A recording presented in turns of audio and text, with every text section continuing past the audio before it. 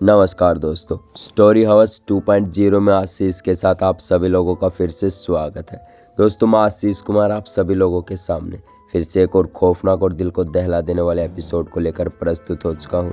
ये जो कहानी, ये जो घटना है दोस्तों, आज ही के दिन घटी है और ये घटना मेरे दोस्त अंकित के साथ घटी थी। हुआ कुछ ऐसा है, कहानी की शुरुआत कुछ ऐसे होती है। दोस्तों, हमारे गाँव में एक बाल काटने वाला आता है, जिसे हम नाई कहते हैं। वो बाल काटता है लोगों का और वो यहीं पर करता था काम अपना। और उसका जो घर है हमारे गांव से 5 से 6 किलोमीटर दूर है। उसके गांव का नाम नेमली है, जहाँ पर वो रहता था। तो हुआ कुछ ऐसा कि आज उसकी शादी थी। तो जो मेरा दोस्त था अंकित, उसकी बारात के लिए घर से निकलता है और वहाँ पर उसकी जो बारात से शाम को 7 बजे जाती है। तो अंकित यहाँ से 11 बजे के आसपास दिन में निकल जाता है, दोपहर के समय में, और वहाँ पर पहुँच जाता है। पहले तो गाँव में जो होता है दोस्तों, निकासी निकलती है। जैसे कोई गेम वेम जीतता है तो ऐसे चारों तरफ घुमाते हैं। तो ऐसे ही हमारे जिस किसी की भी शादी होती है तो मंदिर तक ऐसे ही सभी लोग साथ में चलते हैं और डांस वांस करते हुए जाते हैं। तो ऐसे सब कुछ नॉर्मली वे में हो जाता है। तब अंकित वापस आ जाता है घर, और दोस्तों, वापस बारात में जाने के लिए तैयार हो जाता है।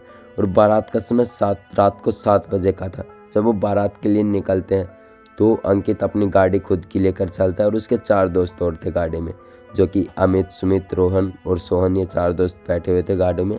और वो जा रहे थे अपनी बारात को लेकर। जो उसका दोस्त था जिसकी शादी थी, जो हमारे गांव में बाल काटता था, तो उसकी शादी के लिए वो चले जाते हैं बारात में। और आते वक्त उन्होंने कुछ ज़्यादा ही शराब पी ली थी, क्योंकि जब डीजे वहाँ पर बज रहा था तो नॉर्मली ड्रिंक ज़्यादा हो जाती है।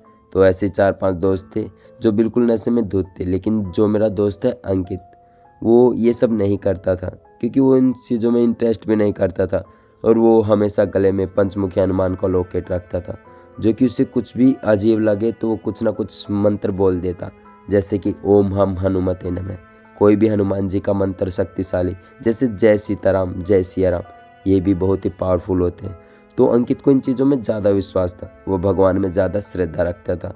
तो ऐसे जब वो बारात से ख़त्म करके फेरे वेरे हो जाते हैं और अंकित जब अपनी गाड़ी को वापस लेते हुए आ रहा था, तो उसके जो 4 दोस्त थे उनमें से 3 पीछे बैठे हुए थे, और जो एक अंकित था उसके बगल में एक दोस्त और बैठा हुआ था। और वो जो दिन था दोस्तों, आज देख लो क्या दिन है, संडे के दिन की बारात है। और आज ही वो अभी वापस आया है 11 साढ़े 11 बजे। तो उसने अभी जस्ट कहानी बताई कैसे ऐसा हुआ। तो मैंने भी आप लोगों को बताना शुरू किया।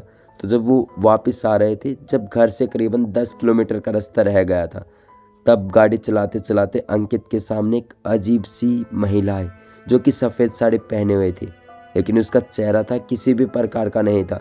और वो गाड़ी के सामने अचानक आई और अंकित ने भी अचानक ब्रेक मार दी। तो अंकित ने जब ब्रेक मारे तो सामने देखा तो बिल्कुल भी कुछ नहीं था। अंकित कार से उतरता है और वापस बाहर जाता है और आगे देखता है, लेकिन कार के पास कुछ नहीं। अंकित को थोड़ी सी घबराहट होती है और अंकित सोचता है कि यार ये कैसे हो सकता है कि अचानक तो कुछ सामने आया फिर दिखाई भी नहीं दिया। तो अंकित इसे इग्नोर करता है और वापस अपनी गाड़ी चलाने लगता है। जब किलोमीटर 4 रह जाता है, यानी 4 किलोमीटर घर आने के लिए रह जाता है, तब अंकित के सामने वही सा साहब फिर से आता है, वही सफ़ेद साड़ी सी औरत। अंकित अब जब ब्रेक मारता है तो झटके से उतरता है और देखता है कि क्या है। अंकित जैसे उतरता है वो अचानक फिर से गायब हो जाती है। अंकित को अब थोड़ा सा डर लगने लगा था। अंकित सोचता है कि यार ऐसा कैसे हो सकता है, अचानक कोई गायब हुई हो। और जो 4 दोस्त थे अंकित को बिल्कुल नशे में धुत थे, यानी एक प्रकार से सो ही रहे थे। और वो जो दिख रहा था केवल अंकित को ही दिख रहा था। अंकित अब बहस ज़्यादा हो चुकी थी, उससे असर होना बंद हो गया था, क्योंकि उसे लगा कि ये शायद कोई चूंद है जो कि हमें दिखाई पड़ती है, जो अचानक लगती है, या फिर हम रास्ता भूल जाते हैं। तो अंकित इसे इग्नोर करता है। जब गांव का रास्ता 2 किलोमीटर रह जाता है, बारात वापस आ रही थी, तो अंकित को फिर से लगता है, लेकिन अब की बार अंकित गाड़ी बिल्कुल भी स्लो नहीं करता, ना ही ब्रेक मारता है। जैसे वो औरत आती है, अंकित एकदम से उसके ऊपर से गाड़ी चढ़ा देता है और आगे चला जाता है।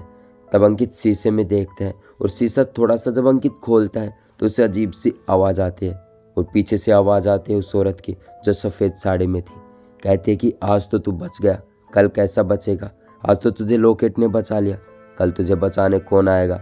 फिर ना फिर कभी इस रास्ते पे तो फिर आएगा।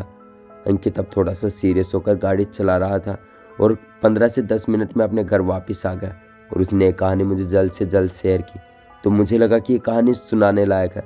और बाकी मैं कहानी यूट्यूब पर भी ढूंढ रहा था, कि कोई अच्छा सा टॉपिक मिल जाए, लेकिन मेरे दोस्त ने आते ही जब मुझे ये बताया तो मुझे काफ़ी अच्छी लगी।